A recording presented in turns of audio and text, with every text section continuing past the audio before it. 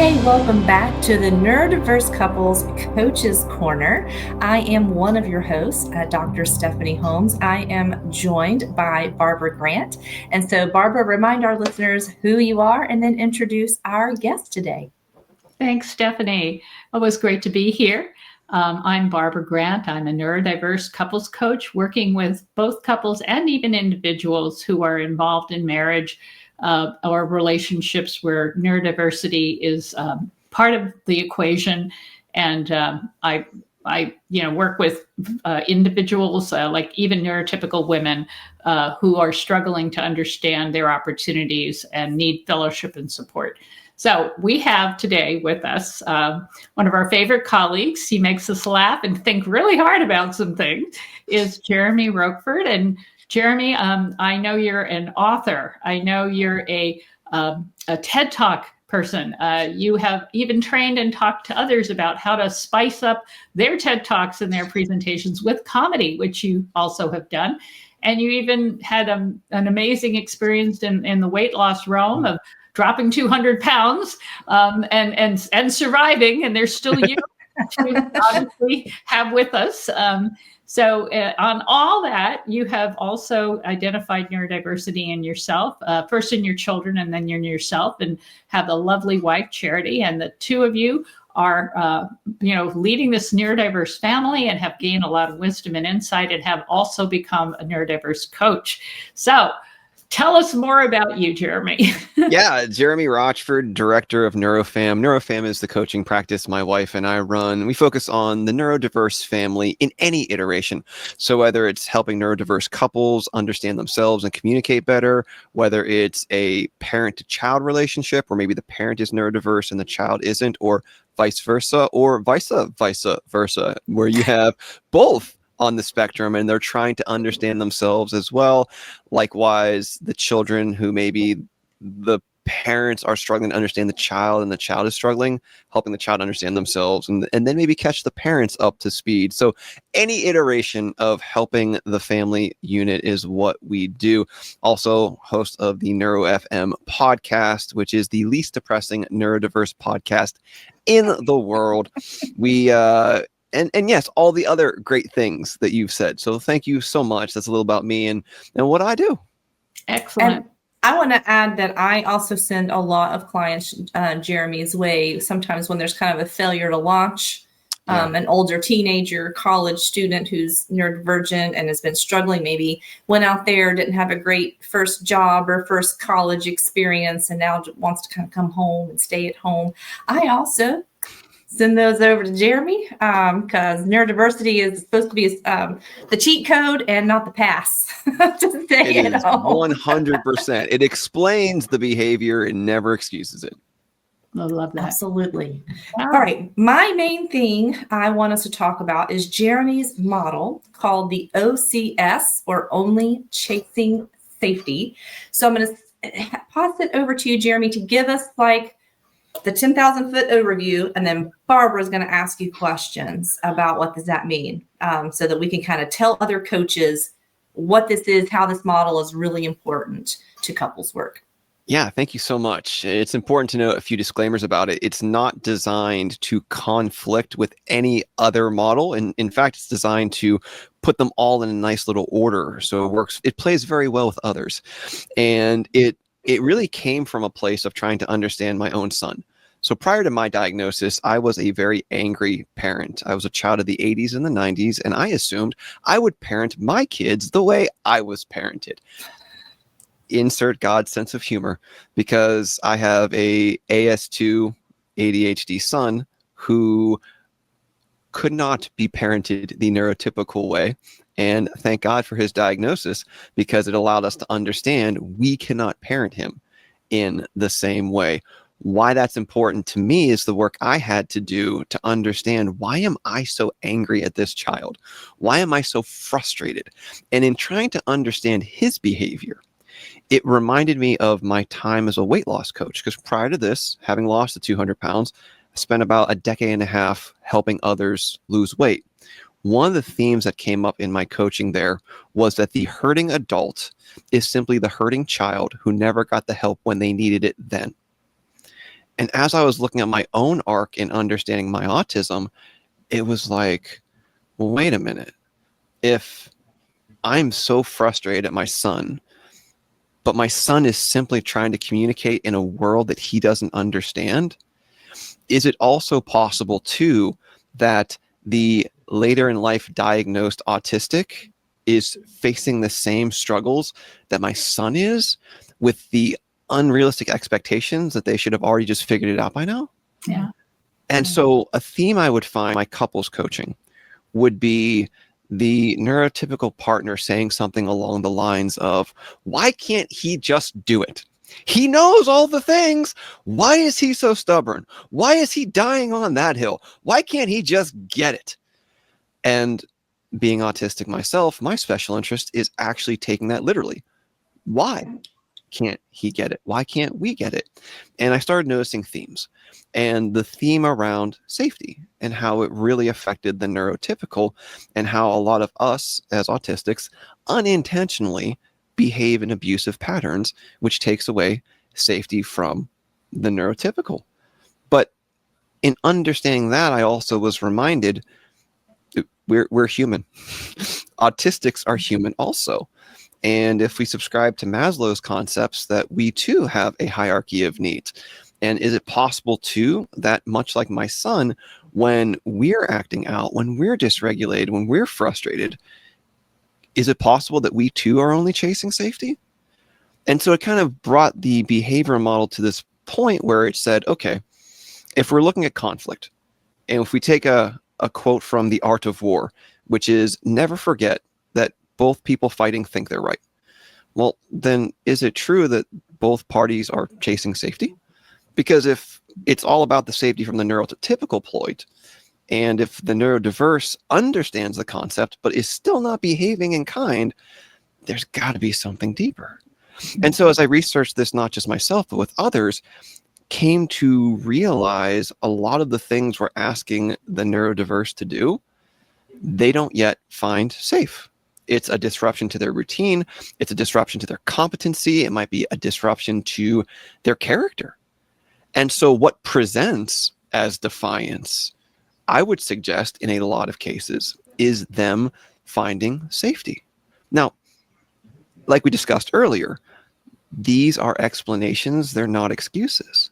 And if we understand the OCS model to say both parties are chasing safety in these conflicts, great. The challenge, though, is more often than not, the neurodiverse finds safety in things that takes away safety from others. And that's where the conflict, as well as the individual coaching, needs to occur. So when I work with my individuals who are on the spectrum, that's where I start. What about these behaviors and the changing of those behaviors is making you feel unsafe? Because what we need to teach is, how can the autistic, the ADHD, the otter, how can they/we find safety in ways that doesn't take away safety from our partner? And now we're coming at conflict and communication in a more regulated state. Because if the autistic feels that their safety is challenged and the neurotypical feels that their safety is challenged, you're only going to have conflict because both parties are in this carnal survival state. So I have a question. Yeah. I have a lot of questions, but let me get one. Toy Story 4. I have all the questions. Okay. So a neurodiverse couple comes in, and they're both frustrated. They're both burned out. They're both tired. They're both irritated. They're both anxious. They're both frustrated. Just what do we do? All the things. All of the things, right? And how do you start to work with them? Do you work with them together as an individual? Do you do psychoeducation? Like, how do you begin to help them unpack the foundational concepts of the idea of our survival brain? You're right. Our fight, flight, freeze, fawn is all about survival and finding safety. How do you introduce them to those concepts in a way that they can see that what they're doing versus they say, well, if they would only change, you see, he isn't safe. Yeah. How do you deal with that? So we reverse engineer it. We start with the problem, because both parties, if they're talking to me, can agree there's a problem. So we seek to unify there. But then we start to dissect, well, what's causing the problem? And because typically there's conflict, you'll have two different stories. Now, I have another model, which we may or may not get too far into, about emotional maturity as it relates to neurodiversity. And where the neurodiverse individual falls on that hierarchy will let me know if they're ready to do the work as a couple or if they need to still do the work themselves. Just real quick for context, there are 4 levels to it. 1, are they even open to the idea that they're on the spectrum? 2, are they open to the reality that because they are on the spectrum, chances are good they're the variable in a lot of these conflicts because they don't see social cues, they don't see social norms the way that most of the world does. Third part is, are they able to recognize it at all? Most often after the conflict, because quite often they don't even see it if they're in phase 2. But if they can see it after the conflict and they can walk it back, then they can go, okay, I can see it. And that starts to allow them to take ownership. Phase 4, step 4, level 4 in this is, can I see the patterns of dysregulation and conflict before it becomes an issue? And that level 4 is where it gets a little awesome because there's change, there's positive momentum, but there's also trepidation because it may, to the unknowing eye, present as love bombing. It may present as just another failed attempt. It may present as waiting for the other shoe to drop. But at least in phase 4, the autistic, the neurodiverse individual sees the challenges. They see the problems that's being created by their behavior. They're taking ownership to correct it. And that's where the repair can begin. But in understanding this model of emotional maturity in the neurodiverse, it also helps regulate the autistic who's struggling and feeling, my partner's just moving the goalpost. No, they're not moving the goalpost. They married you expecting a level 4 maturity, and you came in at a level 2. So it's not that they're moving the goalpost. It's that you have to go through the minor leagues to even get to the major leagues, and then you can worry about the goalpost. Well, I'm curious about that. Yeah. Because that kind of relational maturity, emotional maturity, is an experiential learning. It's not a book learning, at least I think, right? So how do you, really practically, how do you help somebody who is emotionally immature get more up to speed? I would not disagree, but I would say yes and. So if you look at the neurotypical mind, it is definitely relational based. So that would make total sense from a relational standpoint. The autistic tends to be really great at book learning. Where they are challenged, though, is the application. So that's where, from a coaching standpoint, we can supplement the physical and relational knowledge with book information, catch them up to speed on what the social norms are they should be looking for. And then we can practice in sessions in real life conversations.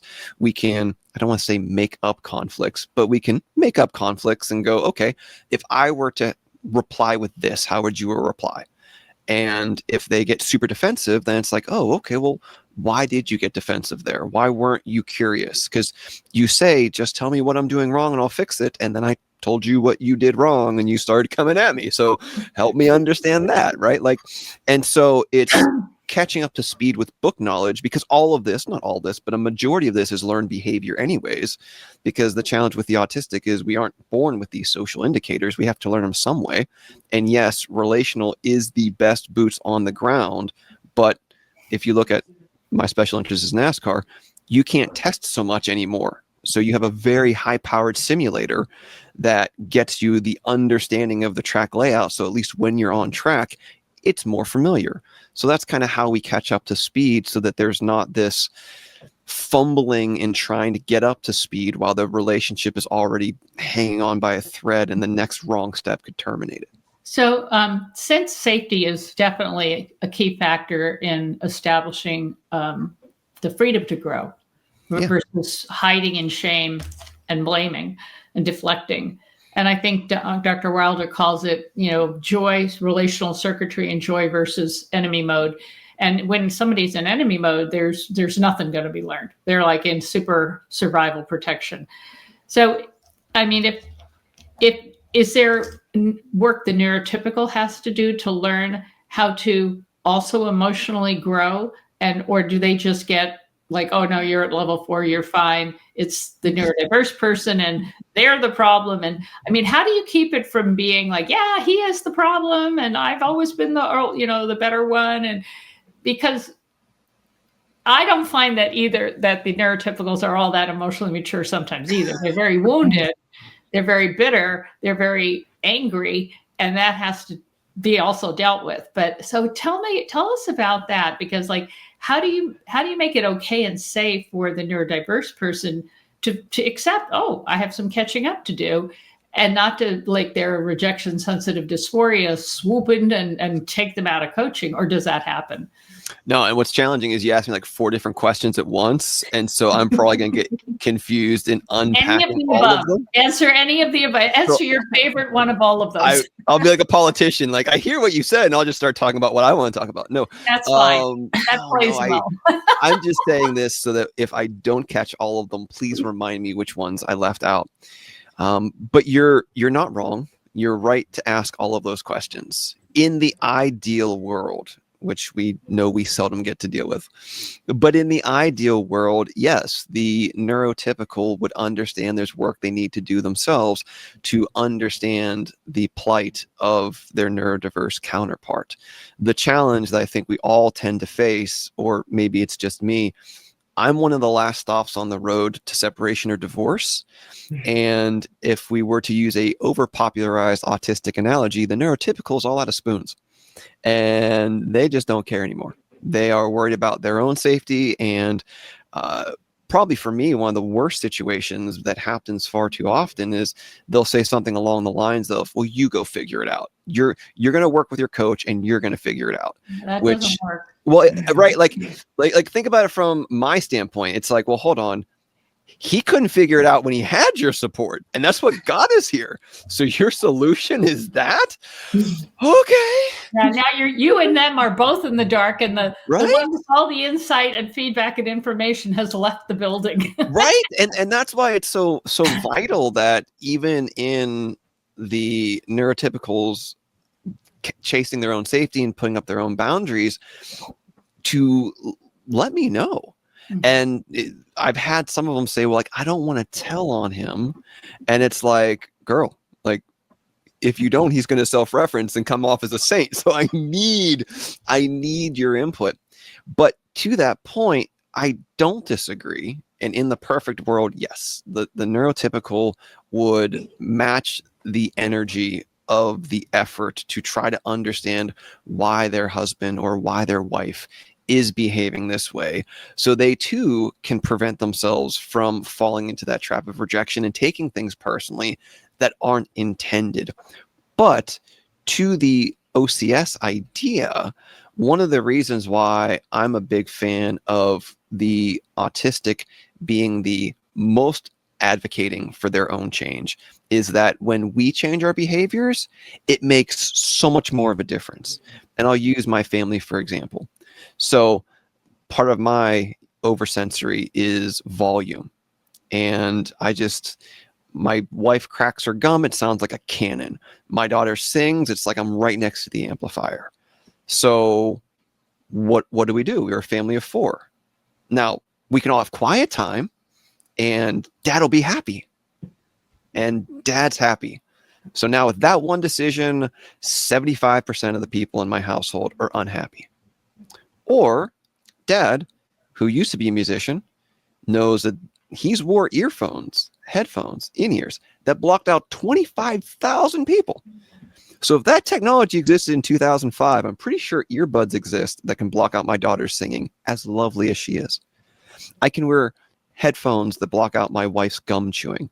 I can wear noise reduction headphones that allow everyone else to operate at the way that they feel is okay and doesn't punish me. When I hold on, that same one decision now made that 75% who could be unhappy completely happy. And in fact, I find joy in my family's joy. So now that one decision made 100% happy. And so that's where we kind of bring the OCS model into play of saying, okay, like my behaviors of their loudness based on my perception is not safe to me. And I could be dad and monstrous and angry and just put the foot down and take away their safety, but I'm safe, so I'm good. But that's not helpful. It helps me, but doesn't help them. And so in finding my own safety via the ear protection, it allows for all of us to be happy. Right. And so for me, that's what I try to teach my guys is, as the autistic, it's not always your fault, but also understand your decisions can have so much of a greater impact than someone else simply accommodating for you. Right. So in the perfect world, yes, both parties are matching each other's energy, but the world isn't perfect. And I don't know who to give credit to for this quote, but one of the greatest quotes that has influenced my change in my life has been the idea that the greatest villain isn't the people who you think it is. It's the people who can make an impact and choose not to. It's the everyday person who can make a difference and simply chooses not to. And I can choose to find earplugs. I can choose to find a dimmer light.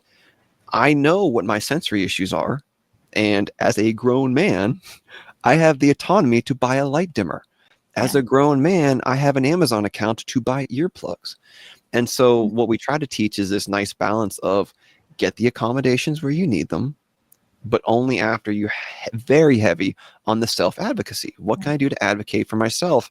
Because going back to the weight loss era, yes, it would be amazing if you could follow this meal plan.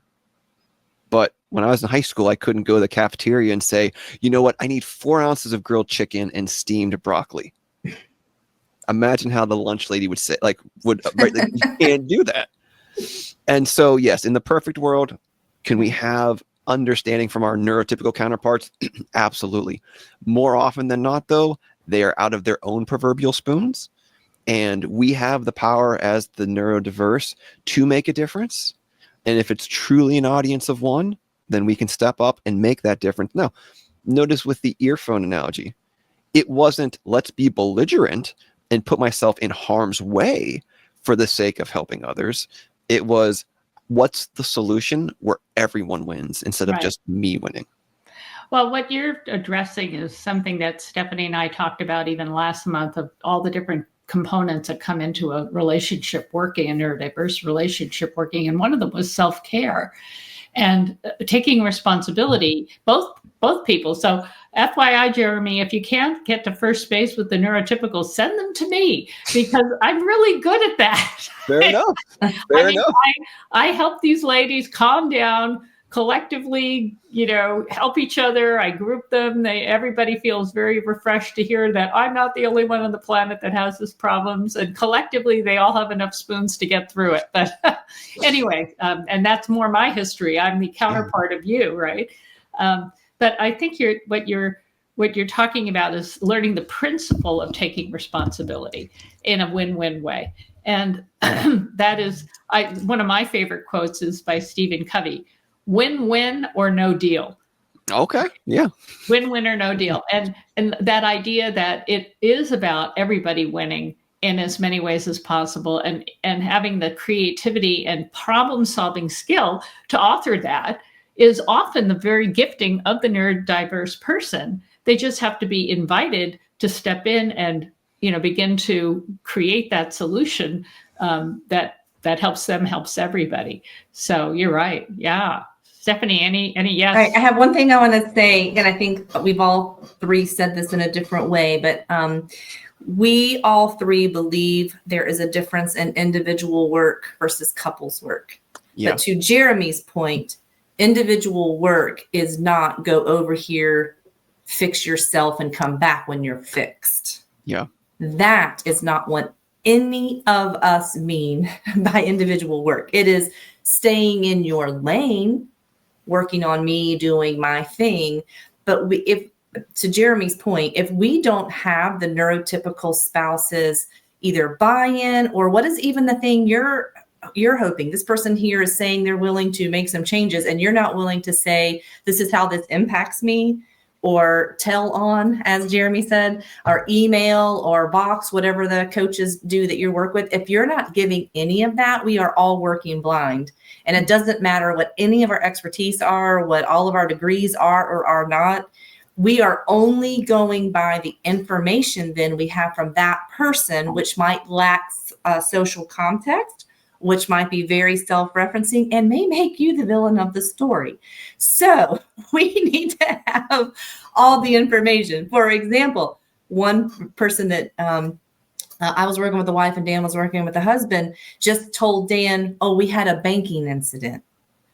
It wasn't that big of a deal. It's like, you locked her out of the bank and took away her finance privileges. That's kind of a big deal. Oops. That's not a oopsie banking issue. Let's keep that rolling. I was working with a couple who they had a trust issue, and the trust issue was rooted in the husband buying a house without the wife knowing. Yeah. Minor details. Yeah. Yeah, right. So that's a very important detail to know. Right. This is Right. Yeah, but you ask him and it was just a trust issue. You ask her and she's like, I wake up one day and all of our savings is gone and our 401k is cashed out and I'm getting all these alerts through my phone and I don't know why. I think we're being hacked. Right. So So you may give a perfect example. So if you didn't know to ask the question, so what do you think the trust issue is about? Oh, well, we just have differences of opinion of I'm a spender and she's a saver, or I'm just a little bit more of a risk taker and she's more risk averse. And so we've got to figure that out.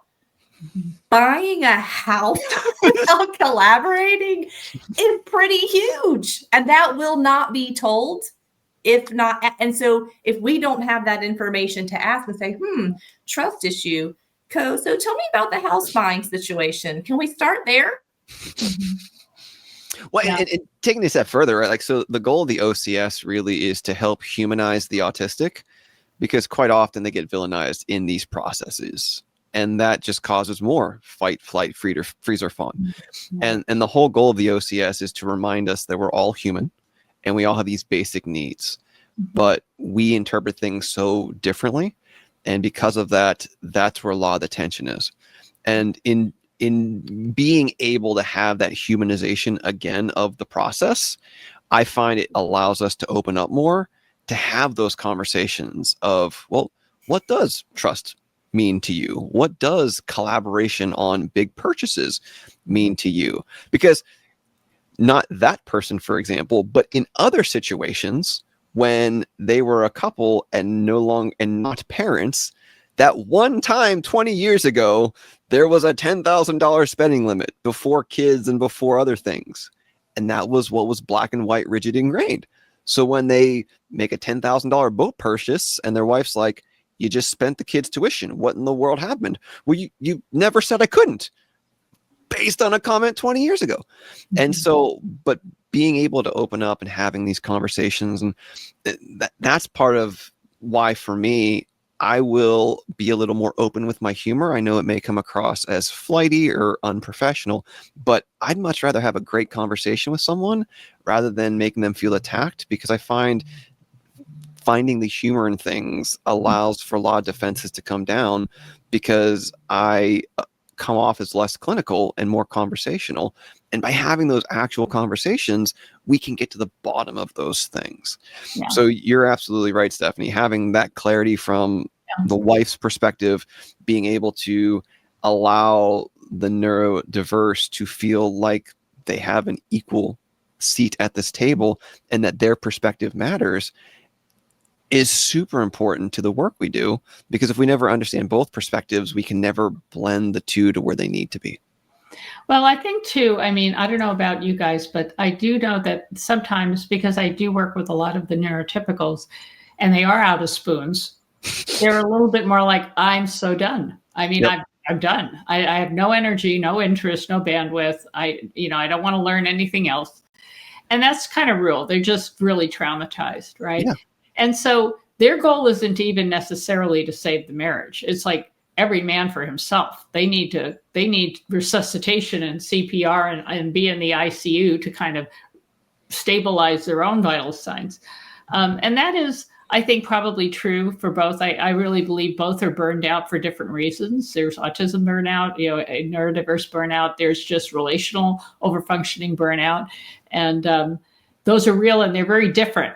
They're very different. And the fix for those is individual, not necessarily the marriage. But I think you're right, is that a time of healing, whatever that looks like. And until both parties are really a little more healed and can offer information without spitting it out like nails or napalm, at you or anyone, that's not even constructive input. If somebody is just, let me tell you about what a problem I'm married to, and boom, I'm going to get the riot act of everything they've ever done wrong. That isn't even constructive, right? So I think that it's hard to, we have a tough job because we're trying to navigate a lot of variables in individuals as well as in relational thing. And I love, though, that overarching only chasing safety, where it helps put it in a context of why people do what they do. And it also evokes compassion, which is, there's a lot of emotionally focused therapy and old models where they just assumed everybody had compassion. And if people could only get to the core wound of their life and share that, they would have compassion for each other. They would begin to team up. We don't have that faculty, because empathy and compassion and mind blindness and all these other pieces complicate it. So what I'm hearing you say is that it's largely, and sometimes for the neurodiverse person, that they would feel safe and have agency to define what that might mean for them without hurting other people, and to know that safety for them needs also to be safe for somebody else, right? Mostly. So it goes back to how this conversation started, by trying to answer the question from the neurotypical side of why can't they just change? We've been at therapy for 15, 20, 30 years. He's heard it. He's read all the books. He's seen all the podcasts. Right. He's on Tony Atwood's mailing list. He should know this by now, but he just doesn't. And the goal of the OCS model is to go, okay, well, if he feels threatened by this, then it's not a knowledge situation. It's a safety situation. Mm-hmm. He's chasing safety, which then typically evokes the neurotypical go, I'm chasing safety. I'm over functioning. And it's like, you're both right. And you're both, that's why there's conflict for 30 years, mm-hmm. because this is no longer a competency issue. This is a safety issue. Mm-hmm. And that's why if we don't address it from both sides, you'll always have this feeling of not being safe. Mm-hmm. So that helps establish why change has been so hard. Because again, the whole goal is to normalize this playing field. So knowing that conflict happens, both parties are triggered, both parties go to fight, flight, freeze, or fawn, both parties get stuck. And they either stay stuck, or they have what I call a false resolve, which is where something more urgent takes over. Like, let's say you have kids, right? Like, you're in a family situation, you're fighting tooth and nail, your daughter breaks her ankle. Well, your daughter's urgent need supplants the fighting that the two of you had.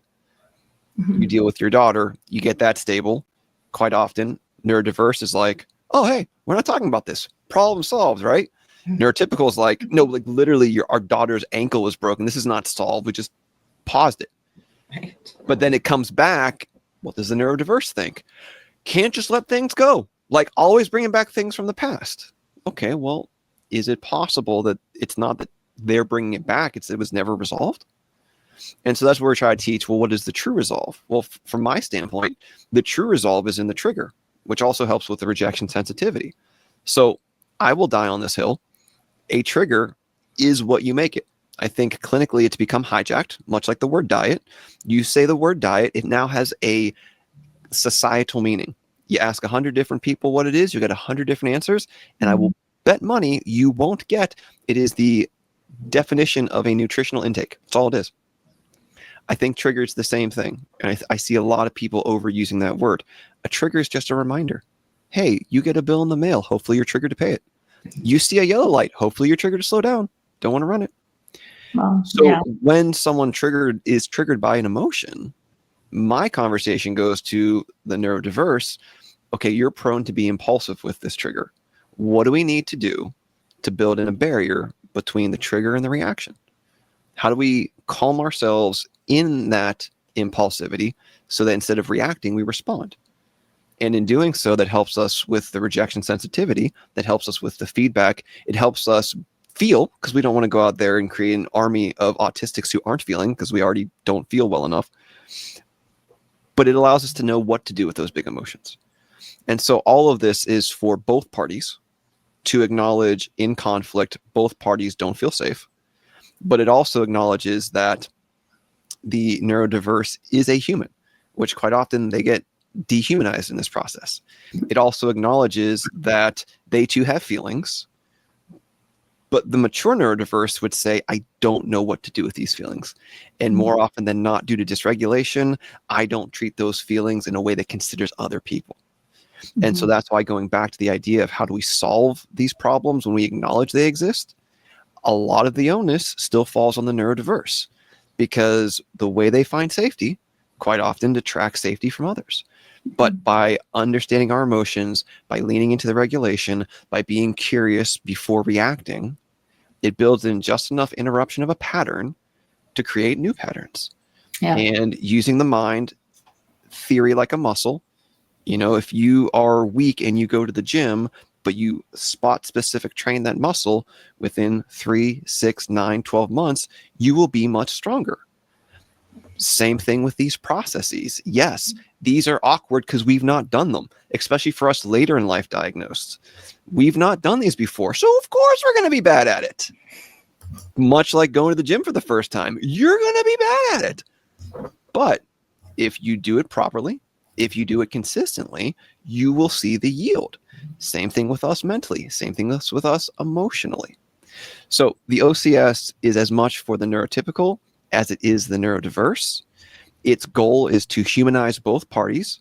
It's to validate both parties. It's to help each party understand why they're where they're at. So then, in the most rational way of thinking, they can choose the best modality to move forward. Okay. Well, Stephanie, is there anything else you wanted to ask Jeremy about? Because I have gotten my answers to the OCS questions. Good. I want to add a couple of things in. I wanted us to be able to talk about the Gottman Four Horsemen and neurodiverse marriage. We are not going to make that today. Sorry. But I think some other things that I think we all three agree on as well. I'm going back. I'm harping a little bit. I'm being Dan in this one. Like, I want to go back to. I'm going to take on the role of Dan.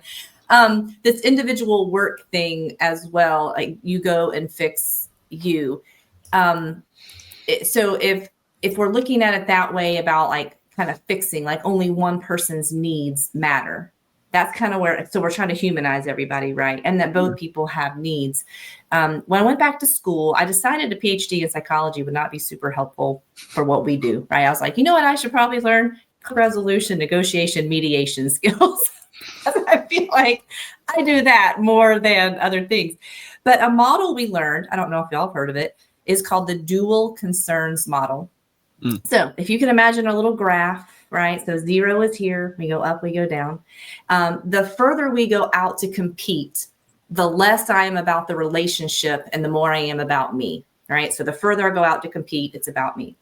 If I go to 0, which is avoidance, then I don't care about the relationship or myself or my own needs. To avoid is to do nothing, which sounds good. It sounds neutral, but it means I don't care about my relationship or myself or my own needs. I just rather avoid, put my head in the sand and do nothing. And we'll groundhog this from day in and day out. Doesn't do great.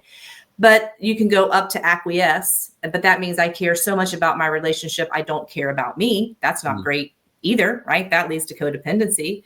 And so if you go up the middle, you go to compromise and collaborate.